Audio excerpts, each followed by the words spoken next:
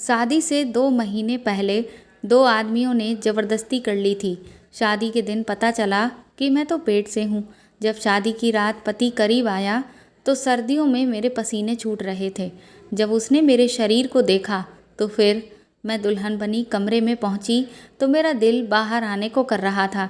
शादी से लेकर आज तक मुझे एक ही डर था कि मेरा पति मेरी सच्चाई ना जाने। सहम सहम कर मेरा वक्त गुजारा था और अब वह घड़ी आ गई थी जब मेरा सामना अपने पति से होना था। मेरा दिल बुरी तरह से धड़क रहा था कि अगर उसने मेरी सच्चाई जान ली तो क्या होगा। वह सच्चाई तो दुनिया वाले एक तरफ, मैं अपने घर वालों से भी छुपा गई थी। दरवाजे खुलने की आवाज़ पर मेरा शरीर कांपने लगा। मेरा पति चलता हुआ मेरे पास आया और मुझे देखने लगा। मुझे उसका ऐसा देखना भी डर लगा रहा था। मेरा पति मेरे सामने बैठा और मेरा घूंघट उठाया। मैं उस वक्त बाकी दुल्हनों की तरह शर्माने के बजाय डर से कांप रही थी। मेरा पति मेरी तारीफ करने लगा लेकिन मुझे डर लग रहा था। हालांकि मेरा पति मुझे पहले भी देख चुका था।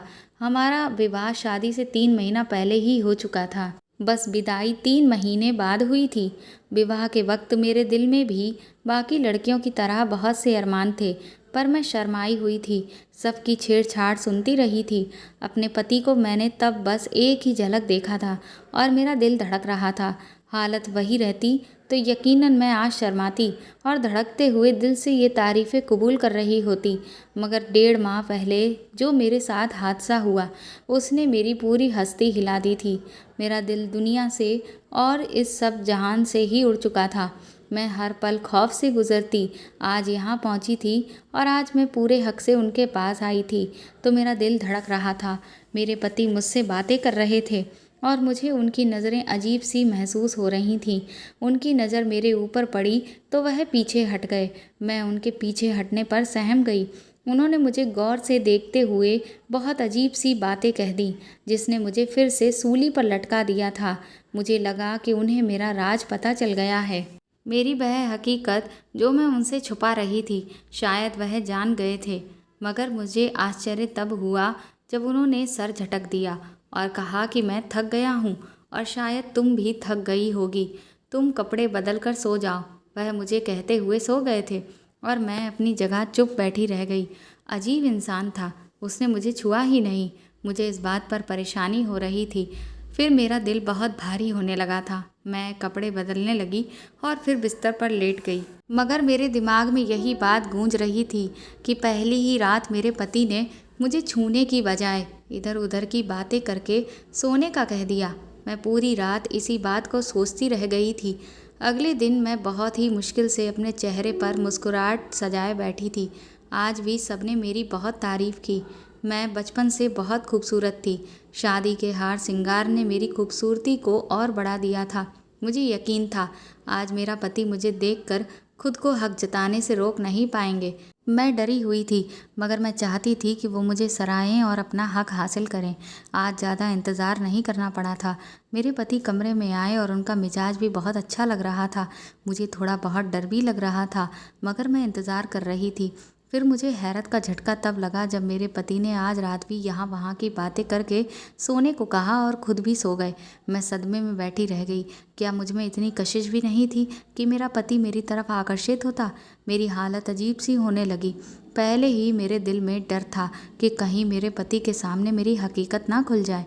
ऊपर से मेरे पति का अजीब रवैया मुझे बौखलाहट में डाल रहा था। मेरे पति बहुत अच्छे इंसान थे, मुझसे बहुत प्यार से पेश आते, मगर उन्होंने पूरा महीना ऐसे ही गुजार दिया।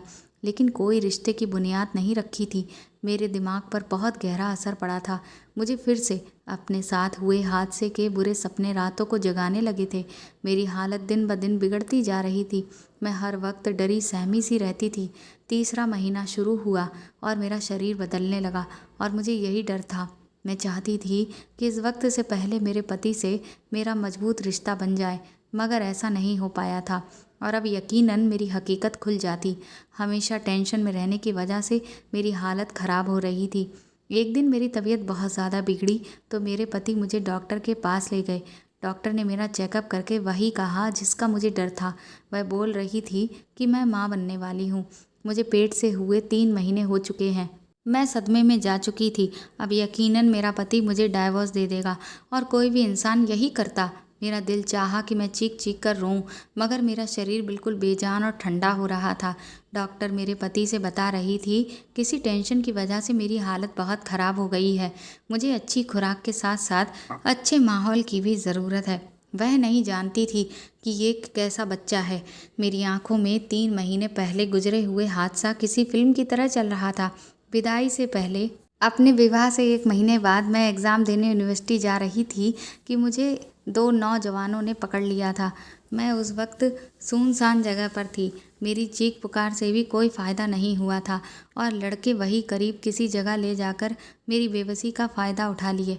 मैंने उन सबके सामने बहुत हाथ जोड़े और उन्हें रोका, मगर वो बहरे हो चुके थे। मैं चीख चीख कर रोना चाहती थी, मगर मेरी आवाज़ दबा दी गई थी। मैं कुछ नहीं देख पाई थी, ना मैं ज़्यादा कुछ जानती थी। मुझे बस इतना याद था कि एक लड़का था जिसने मेरे साथ गलत किया था। वह मास्क लगाए हुए था और उसकी शर्ट पर भी अजीब सा कुछ लिखा हुआ था, मगर ये सबूत बाद में तलाश करने पर नहीं दिखे थे।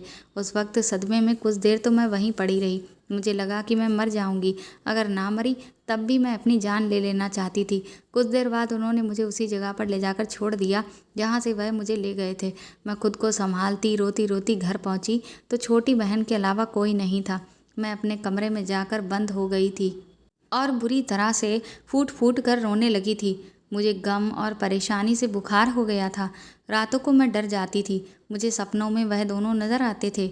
मैं रातों रात जग कर रह जाती थी, मगर कभी किसी को कुछ भी बताने की हिम्मत नहीं कर पाई थी।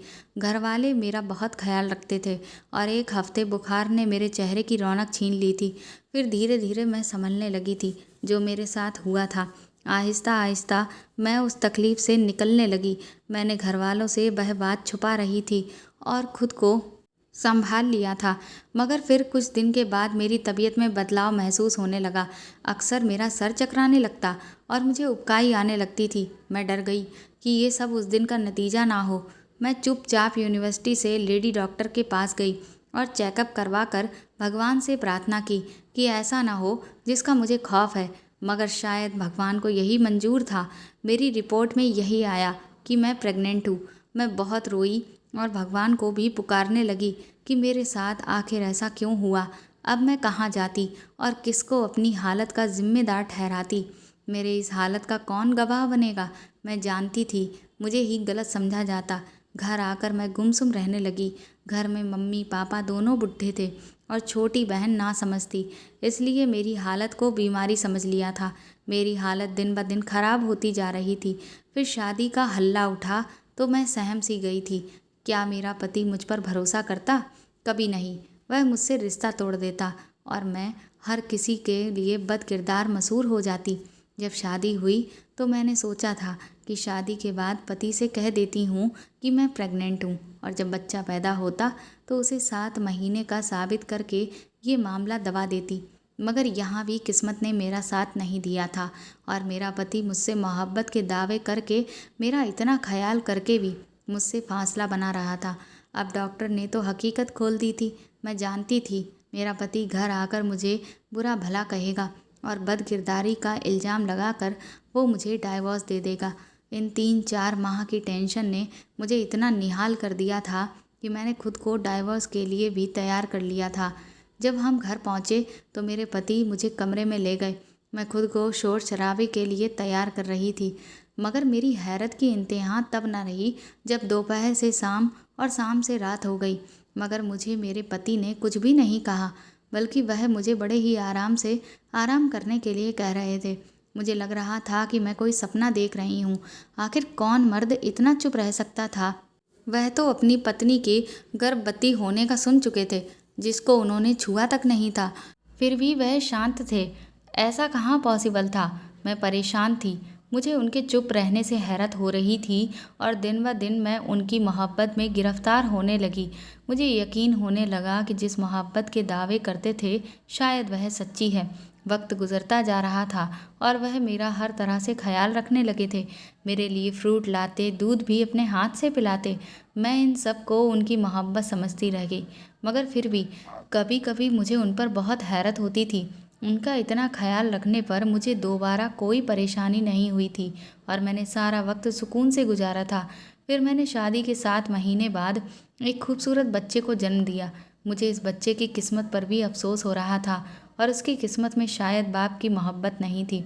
सच तो ये था कि मुझे भी इस बच्चे से ज़्यादा मोहब्बत या लगाव महसूस नहीं हो रहा था, मगर मेरे पति ने यहाँ भी मुझे गलत साबित किया था और इस बच्चे को, जिसके बाप का कुछ अता पता तक नहीं था, उसे इतना प्यार और मोहब्बत दी कि मैं हैरान रह गई। बच्चे की ज़रूरत का हर सामान घर में पहले से भरा था। मैं माँ होकर अक्सर लापरवाही कर जाती थी, मगर वह बच्चे का हर वक्त ख्याल रखते थे, प्यार देते। ज़रा सा रोता तो तड़प जाते। मैं उनकी मोहब्बत हैरत से देखती रह जाती। खुशी की बजाय मैं अब अजीब सी घुटन सी महसूस करने लगी थी। आखिर इतना अच्छा कोई कैसे हो सकता है। मुझे लगा कि इसमें इंसानियत बहुत ज़्यादा ही थी और शायद ये सारी मोहब्बत जो मुझे दी गई थी वह भी इंसानियत के नाते ही थी। मैं उनकी मोहब्बत उस बच्चे के साथ देख देख कर पागल होने लगी थी। वह बच्चा कभी दूध देर से मिलने पर रो देता तो वह मुझसे नाराज़ हो जाते और उसे उठाकर प्यार करते, बहलाते और चुप करवाते थे। यही सिलसिला कुछ दिन तक चला तो मेरी बर्दाश्त खत्म हो गई और एक दिन मैं अपने पति से लड़ पड़ी। मैंने उनसे कहा कि वह इतना चुप क्यों है, मुझसे कभी सवाल क्यों नहीं किया। वह पहले मुझे और फिर मेरे बच्चे को इतना प्यार कैसे देते रहे। मैं चीख पड़ी थी। मुझे उनका ख्याल रखना और हमें इतना प्यार देना बहुत उलझा रहा था। मेरे लड़ने पर वो खामोश नज़रों से मुझे देखने लगे, मगर मुझे जवाब नहीं दिया। पहले दिन उन्होंने मेरे भरे भरे शरीर को देखकर हैरत का इजहार किया था। मैंने उस वक्त बहाना बना दिया था कि मैं शादी के दिनों में बैठकर खाने लगी हूँ, इसलिए मोटी हो रही हूँ। तब मुझे उनकी सवालिया नज़रों पर हैरत हुई थी। अभी मेरे बस 2 महीना हुआ था और मुझ में इतना बदलाव नहीं आया था कि कोई पहचान सकता।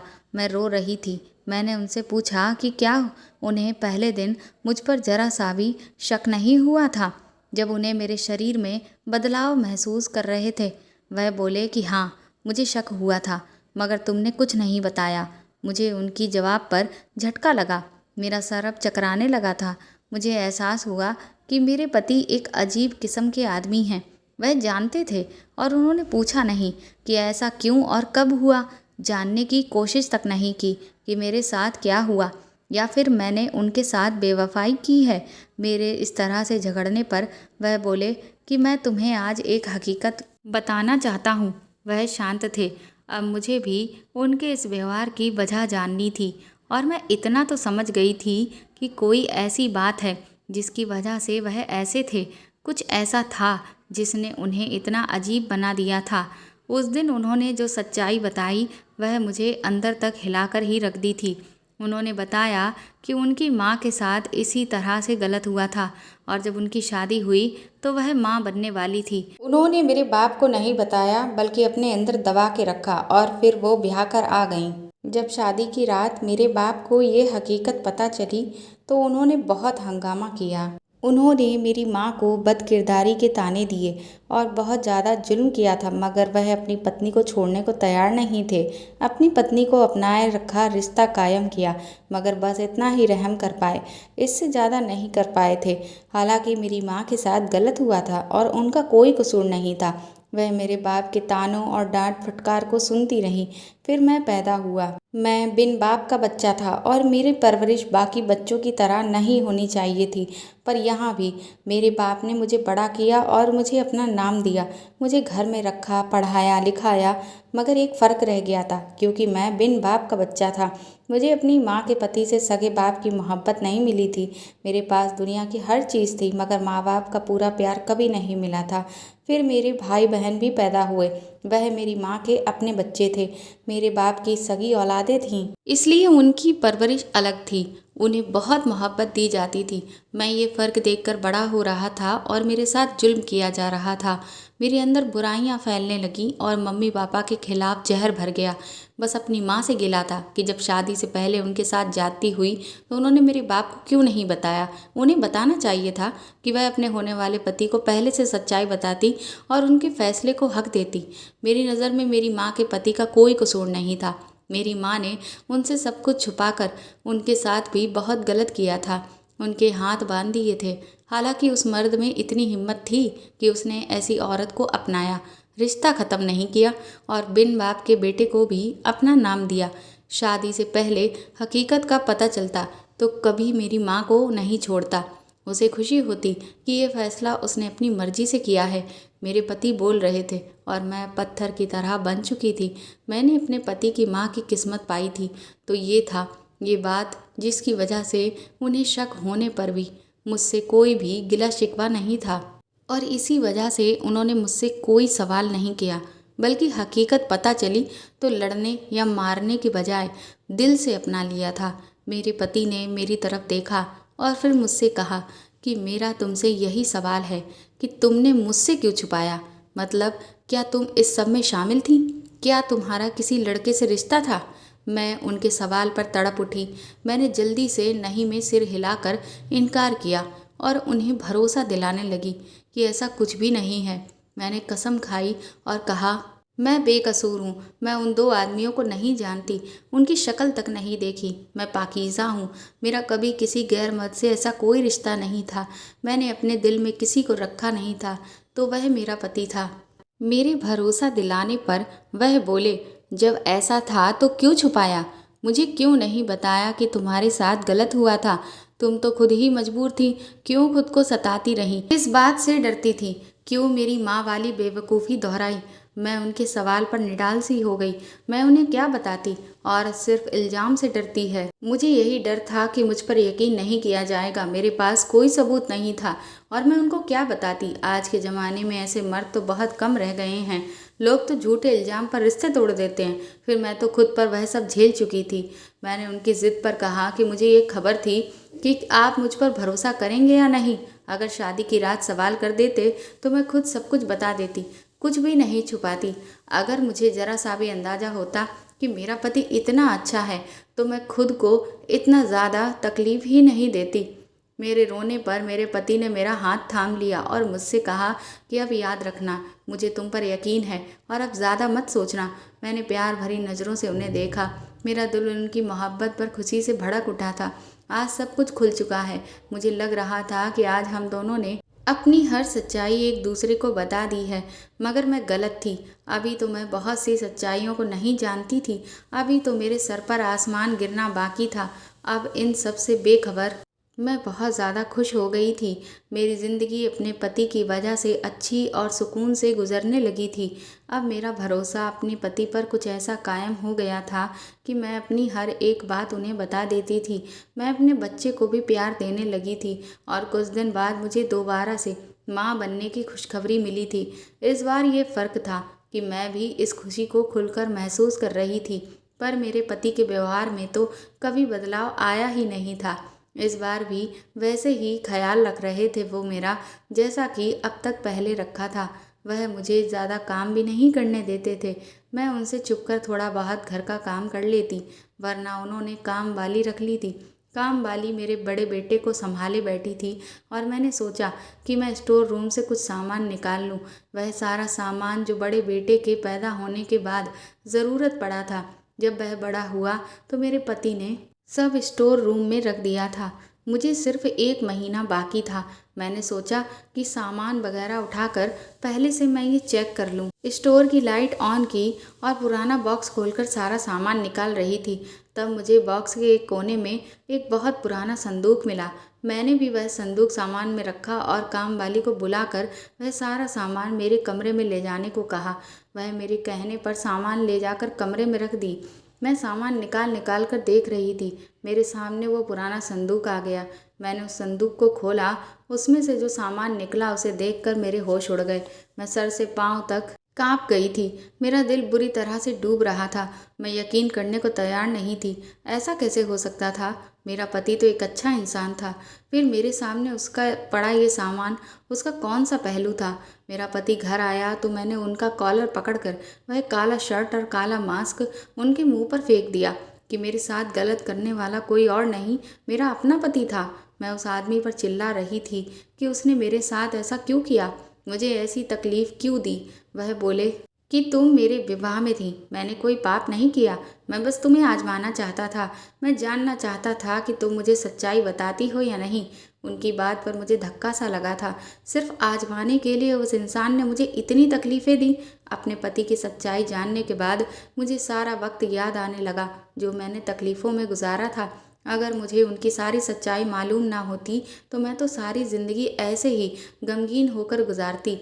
मुझे अपने पति से मोहब्बत एकदम से ख़त्म सी हो गई थी और मेरा दिल कर रहा था कि मैं यहाँ पर ये सब छोड़कर कहीं चली जाऊँ और वापस ना आऊँ। मैंने घर छोड़कर जाने का इरादा किया तो मेरे बच्चों ने मेरे कदम पकड़ लिए थे। जैसी भी थी मैं उनकी माँ थी और मेरा वह बच्चा जिससे मैं गैर समझकर उसे सही बच्चों की तरह उसका हक और उसकी मोहब्बत भी ना दे सकी। अब तो मुझे उसका दुख हो रहा था। उस बच्चे ने एक अनाथ बच्चे की तरह अपना गुजारा किया था। मुझे अपने पति से नफरत महसूस हो रही थी, लेकिन मेरे पास वापसी का अब कोई रास्ता नहीं था। वह एक शक्की इंसान था और कुछ नहीं था। उसके ऊपर जो गुजरी, जिस तरह से उसका बचपन गुजरा, उन सब हालात ने उसे दिमागी मरीज बना दिया था। मैं उनके बचपन के हालात को सोच रही थी कि अगर मैं उन हालात से गुजरती तो शायद मैं भी इसी तरह से बन जाती, क्योंकि जब से मेरे साथ वह हादसा हुआ था तब से मेरा भी दिमाग मरीज बनने में कोई शक नहीं था। अगर मुझे हकीकत मालूम न होती तो आज तक मैं उसी गम में रहती। मैं बहुत रो रही थी क्योंकि मैं जिस आदमी को अच्छा समझ रही थी, मेरी बर्बादी का जिम्मेदार वह खुद था और मैं आज भी पहले की तरह बेबस थी और उसके साथ रहने पर मजबूर थी, क्योंकि मैं उसके बच्चों की माँ थी। अपने बच्चों को छोड़कर मैं उनके बाप के जैसा नहीं बनना चाहती थी। दोस्तों, जिन्होंने भी ये कहानी सुनी, मैं उनसे पूछना चाहती हूँ, क्या उन्होंने जानबूझकर ऐसी गलती की? क्या मैं अपने पति को फिर से अपना लूँ? धन्यवाद दोस्तों। तो दोस्तों, आपको ये कहानी कैसी लगी हमें कमेंट करके ज़रूर बताएं और इस कहानी को ज़्यादा से ज़्यादा शेयर और लाइक करके मेरे चैनल को सपोर्ट करें।